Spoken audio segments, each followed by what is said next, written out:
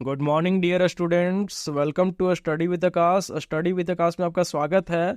आज मैं आप लोगों के लिए एनसीईआरटी कक्षा 9 के हिंदी बुक क्षितिज के चैप्टर 14 का शब्द संपदा और प्रश्न व्यास लेकर के आया हूं, जिसमें चैप्टर 14 का नेम है चंद्र गहना से लौटती बेर, जो कि लिखा गया है केदारनाथ अग्रवाल के द्वारा। तो सबसे पहले हम लोग इसके शब्द संपदा को देखेंगे, इसके बाद इसके प्रश्न व्यास को देखेंगे। तो जिसमें पहला शब्द है बीते के बराबर।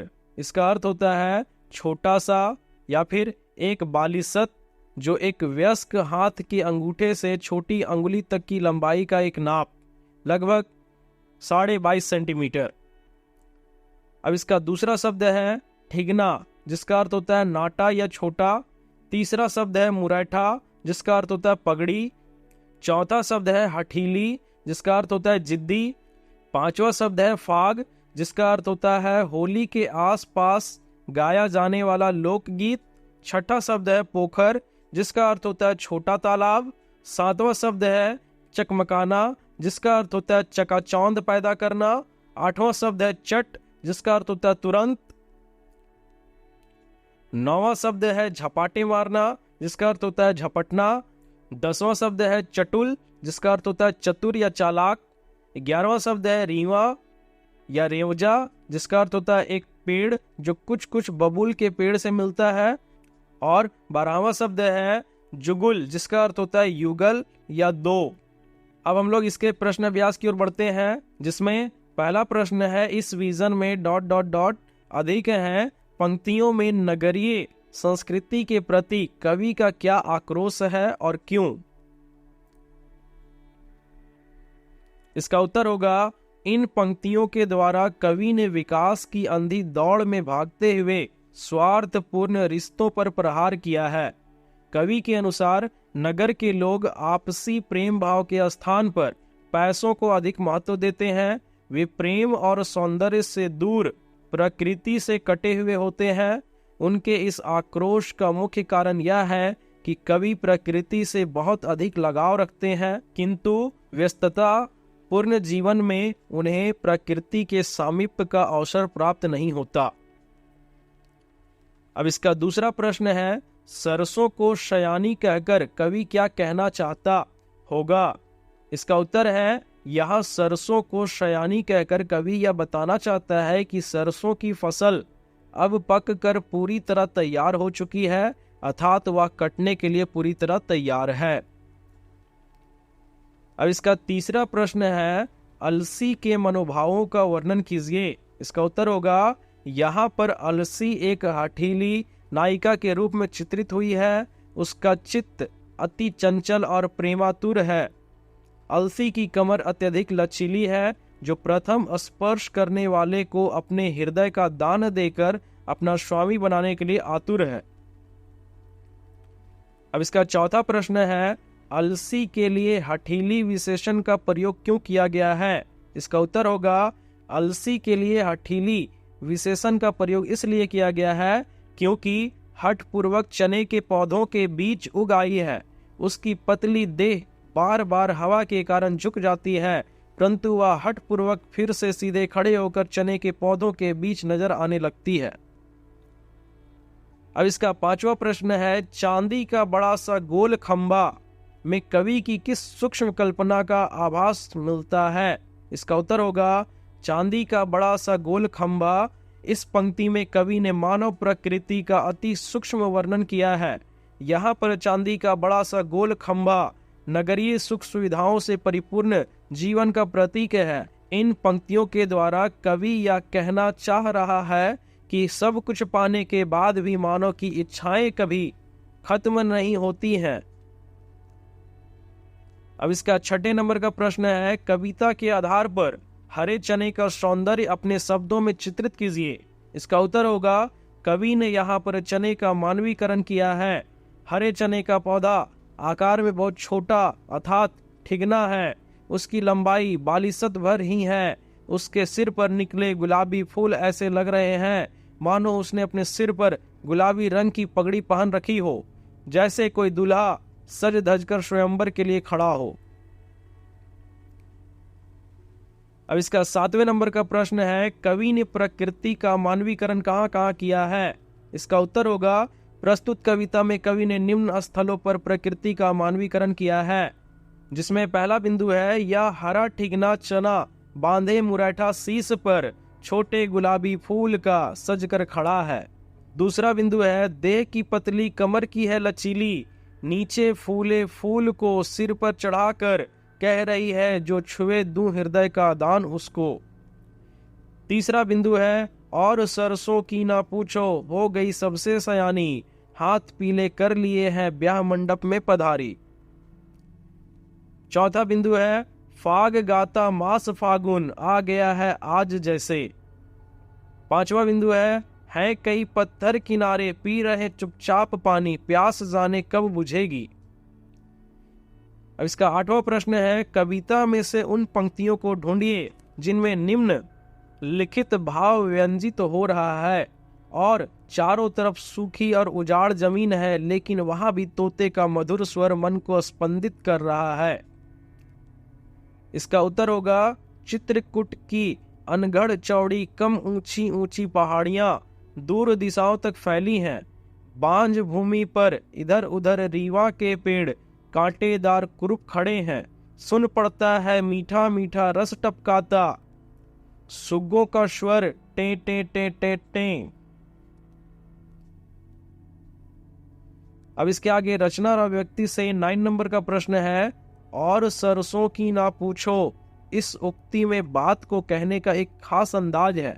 हम इस प्रकार की शैली का प्रयोग कब और क्यों करते हैं?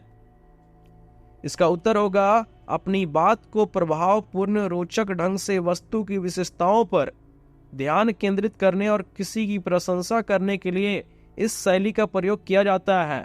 प्रायः ऐसी शैली का प्रयोग लोग व्यंग्य के लिए भी करते हैं। अब इसका 10वें नंबर का प्रश्न है, काले माथे और सफेद पंखों वाली चिड़िया आपकी दृष्टि में किस प्रकार के व्यक्तित्व का प्रतीक हो सकती है? तो इसका उत्तर होगा, काले माथे और सफेद पंखों वाली चिड़िया यहाँ पर दोहरे व्यक्तित्व का प्रतीक हो सकती है। ऐसे सफेद पोष लोग एक ओर तो समाज के हित चिंतक बने फिरते हैं और मौका मिलते ही अपना स्वार्थ साध लेते हैं।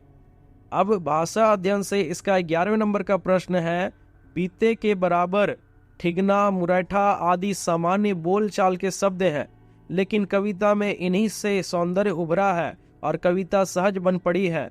कविता में आए ऐसे ही अन्य शब्दों की सूची बनाइए। इसका उत्तर होगा, फाग, मेड़, पोखर, हठीली, सयानी, ब्याह, मंडप, खंभा, चमकाता, चट झपाटे, सुग्गा, जुगुल, जोड़ी, चुप्पे चुप्पे आदि। इसका 12वें नंबर का प्रश्न है, कविता को पढ़ते समय कुछ मुहावरे मानस पटल पर उभर आते हैं, उन्हें लिखिए और अपने वाक्यों में प्रयुक्त कीजिए। तो इसका उत्तर होगा, मुहावरे, अर्थ और वाक्य, जिसमें पहला है बीता भर, जिसका अर्थ होता है छोटा सा, और इसका वाक्य होगा, बीता भर की यह लड़की और बातें तो देखो कितनी बड़ी बड़ी करती है। दूसरा मुहावरा है सिर चढ़ाना, जिसका अर्थ होगा बढ़ावा देना, जिसका वाक्य बनेगा, बच्चों को इस तरह लाड प्यार देकर सिर पर चढ़ाना अच्छी बात नहीं है। तीसरा मुहावरा है हृदय का दान देना, जिसका अर्थ होगा समर्पित होना, और वाक्य है, कृष्ण और राधा एक दूसरे को हृदय का दान दे चुके थे। चौथा मुहावरा है हाथ पीले करना, जिसका अर्थ होगा विवाह करना, और इसका वाक्य होगा, बेटी के माता पिता की यही इच्छा होती है कि वे उचित समय पर अपनी बेटी के हाथ पीले कर दे। पांचवा मुहावरा है गले में डालना, जिसका अर्थ होता है जल्दी से खाना। वाक्य होगा, मालिक को आता देख मजदूरों ने रोटियां गले में डाल ली। अब इसका छठा मुहावरा है हृदय चीरना, जिसका अर्थ होगा दिल को दुख पहुंचाना।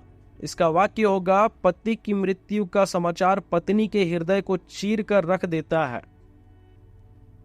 अब इसके आगे पाठ्येतर सक्रियता से 13वें नंबर का प्रश्न है, प्रस्तुत अपठित कविता के आधार पर उसके नीचे दिए गए प्रश्नों के उत्तर दीजिए। तो यहाँ एक देहात का दृश्य के बारे में बताया गया है। अरहर कल्लों से भरी हुई फलियों से झुकती जाती है, उस शोभा सागर में कमला ही कमला बस लहराती है। सरसों दानों की लड़ियों से दोहरी सी होती जाती है। भूषण का भार संभाल नहीं सकती है, कटी बल खाती है चोटी उसकी हिरनखुरी के फूलों से गुथ कर सुंदर। अन आमंत्रित आप उलंगा है इंगित करता हिल हिल कर। है मशे भींगती गेहूं की तरुणाई, फूटी आती है यौवन में माती। मटर बेली अलियों से आंख लड़ाती है। लोने लोने वे घने चने क्या बने बने इठलाते हैं। हौले हौले होली गा गा घुंघरू पर ताल बजाते हैं। है जलाशयों के ढालू भीटों पर शोभित तृणशालाएं, जिनमें तप करती कनक वरण हो जाग बेली अहिवालाएं। है कंद धरा में दाब कोस ऊपर तक्षक वन झूम रहे। अलसी के नील गगन में मधुकर दृग तारों से घूम रहे। मेथी मेथी जो विचर रही तितली सो सोए में सोई। उसकी सुगंध मादकता में सुध बुध खो देते सब कोई।